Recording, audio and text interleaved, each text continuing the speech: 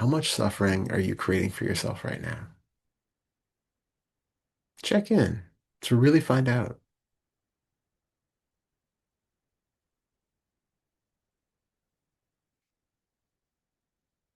How much are you in resistance to the world right now?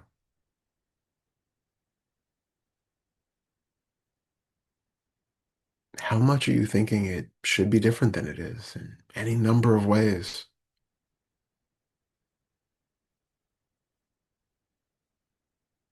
How much do you want to be different than you currently are?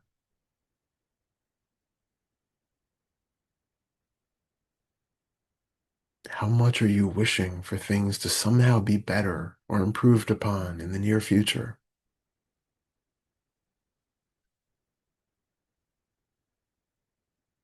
How much are you afraid that this is always going to be how it's going to be? Or even worse, that this is the best it's ever going to be and it's just downhill from here?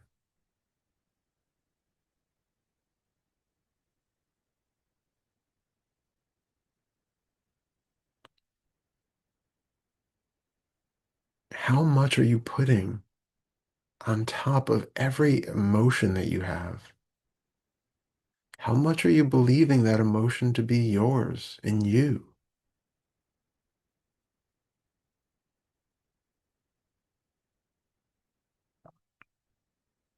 How much are you always in the center of every concern, every piece of information that comes in? How much are you relating it back to how it affects you instantly this moment?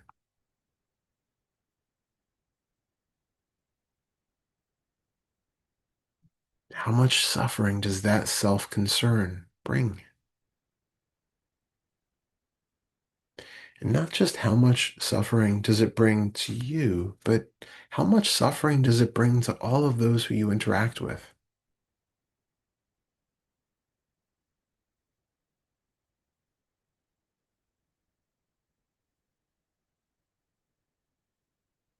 How much do you let that affect every interaction that you have with people, with animals, with inanimate objects? How much are you externalizing that resistance so that everyone becomes impacted by it?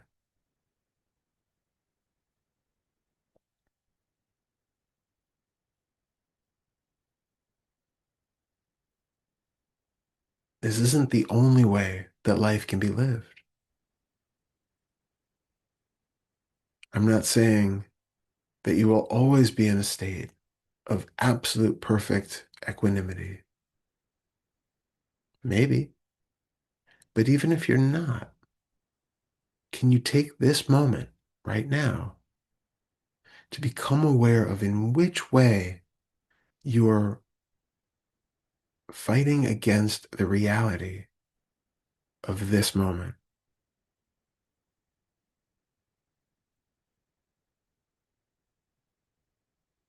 In what way is this moment, as it is expressed, not good enough?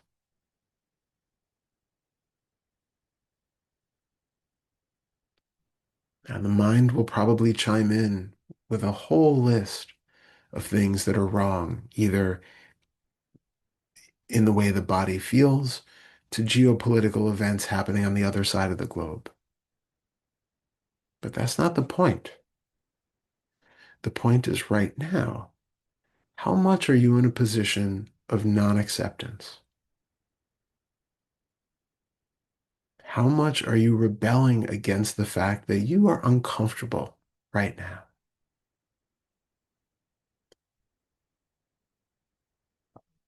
Even your highest moral ideals about the way people all over the world should treat each other are feeling particularly impactful for you because they make you feel uncomfortable.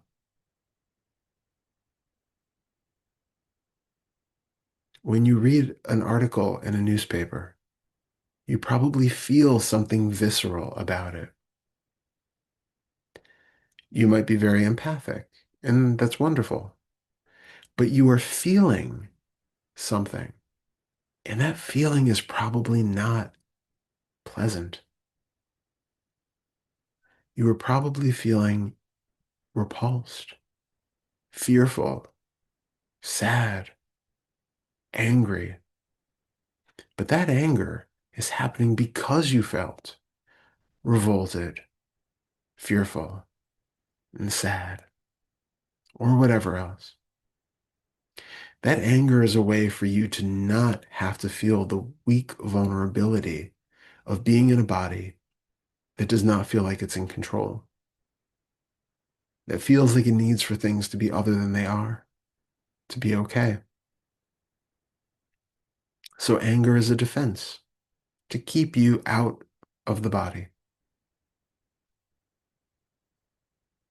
So this is an invitation. Right now, try dropping the anger.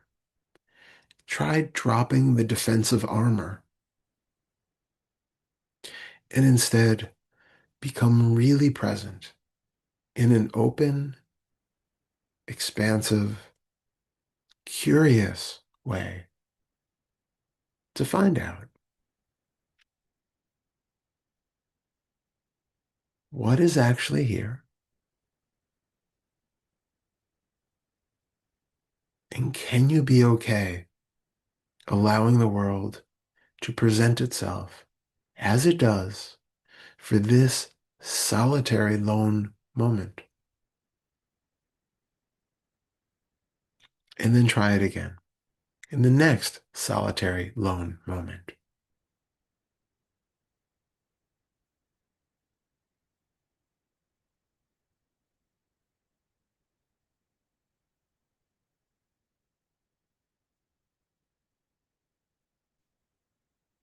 Suffering is not mandatory.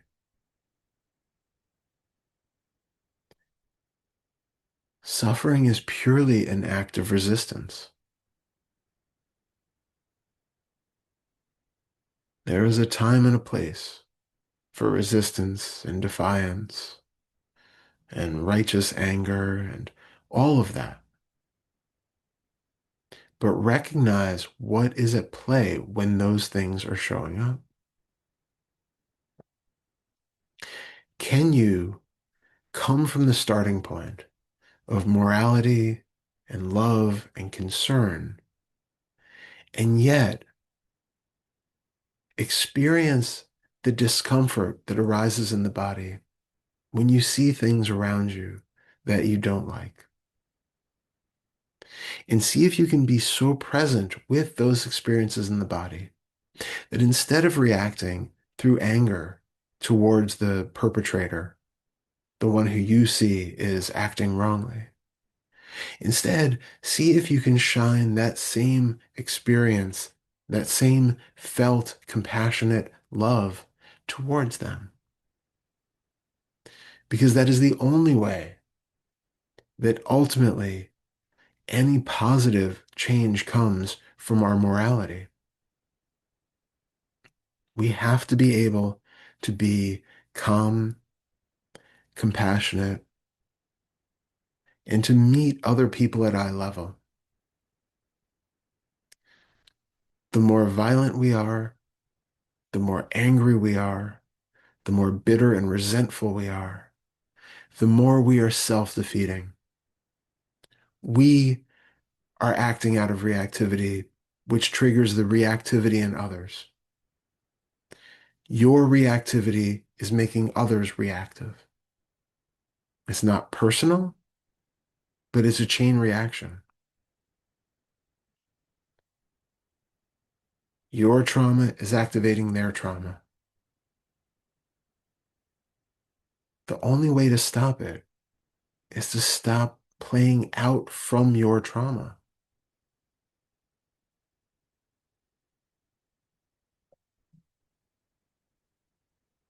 Start to recognize that you don't have to live a reactive life in resistance to whatever is here. You may have a moral stance which maintains. That's fine. But recognize what you're doing with that morality and recognize what that morality is doing to you. When you have a moral thought, what is that inspiring in the body? When you see somebody who is acting in a way which defies your morality, what effect does that have in the body? Notice your internal drive to move towards things that feel more pleasant and to move away from or distract from the things that are unpleasant. That is what is moving you in the direction of anger and hatred and distraction and addiction and all of the other problems that create suffering for the world. It doesn't matter what your moral base is. Your morality is not universal, but it is driving factors in you that precipitate the behavior that you show to the world. And in that behavior, you are sending out ripples of effects across everybody, across every continent. This was true even before the advent of social media, but even more so now. It is so easy now to influence millions of people, and to do so out of your own reactivity is just ignorant. It's dangerous. No good comes from that.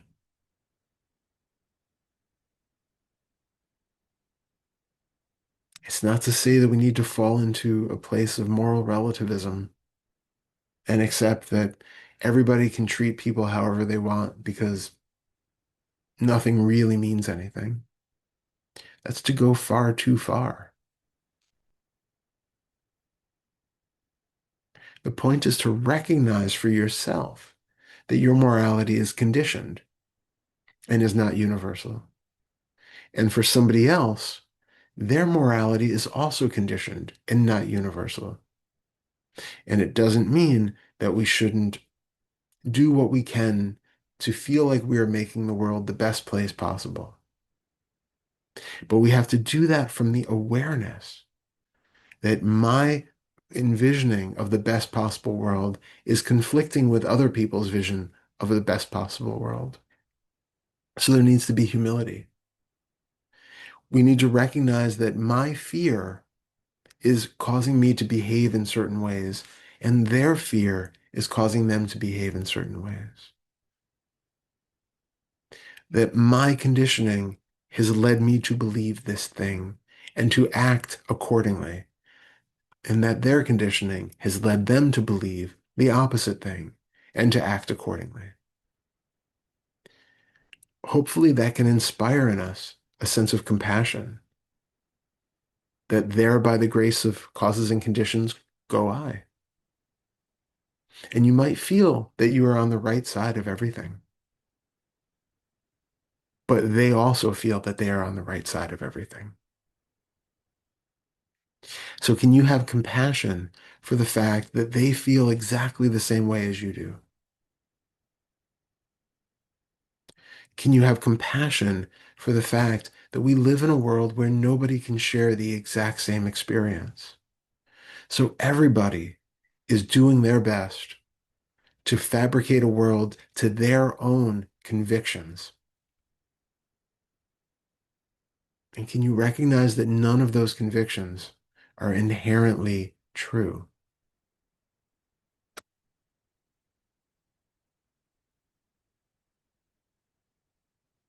It might grind against your better judgment, and it might grind against that feeling of internal morality and compunction to do the right thing and to fix the world and to convince everybody how wrong they are when they're in opposition to you.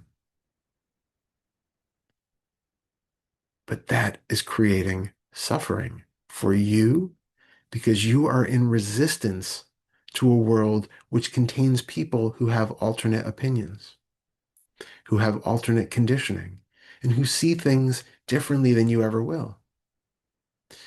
You have resistance to the fact that the world is not the way you can envision it in your highest ideals. So you're constantly in resistance to the fact that you don't feel okay being in the world with people who believe alternate ideas, who act in ways that you find morally repugnant, who do things that you would not see fit to do. That's the case, but you are in resistance to it, which is why you are suffering. And the fun thing is, no matter which side you assume I must be speaking from, recognize that that is your own conditioning, which is leading you to believe that.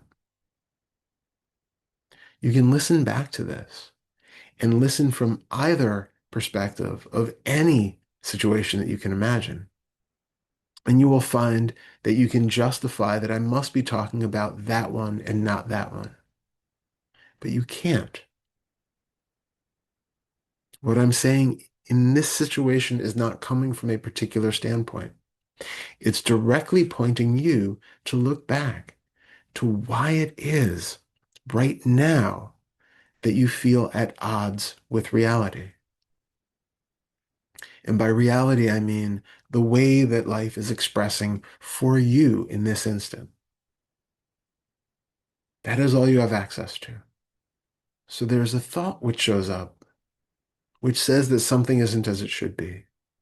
And there's a lot of feeling in the body, which seems to corroborate that thought and, and concludes that, yeah, there really is a lot that isn't the way it should be. Come into the body. Feel that discomfort as much as you can. Be aware of the thoughts as much as you can.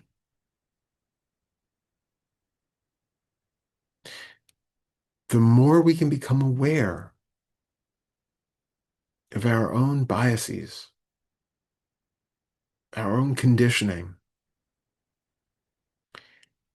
and the imperfect, ignorant nature of humanity, which is not a condemnation, but simply an observable fact, the more you can have these moments of equanimity, even within a world that goes against everything you seem to believe in right now. Also bear in mind that it's entirely possible that what you believe right now was not what you have believed in some other point in your life. So it's likely not the same thing that you're going to believe in another 10, 20, or 30 years. What you are experiencing now is entirely a product of everything which has come before it and everything which is available right now in direct experience. And more importantly, everything which is going on subconsciously in the tissues of the body, in the neurons of the brain. All of that is impacting the experience of what is here right now, the interpretation of this experience. It's not fundamentally real or true either. But there is a warring thought which is creating a sense of distress here. And there are interpretations about that distress. And that creates this ever-present sense of discomfort and of being in resistance and thus of suffering. If you are feeling like you are suffering, take a moment to turn inward to find out which part of the body or the mind is in resistance to this moment.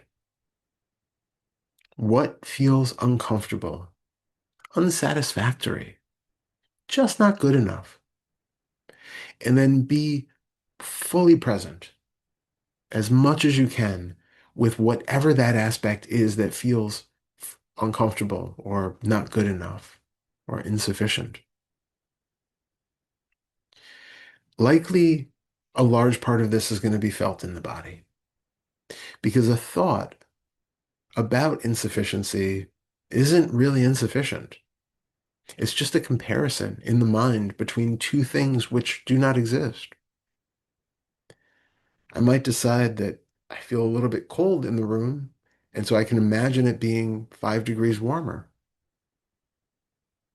But that 5 degree warmer room does not exist right now.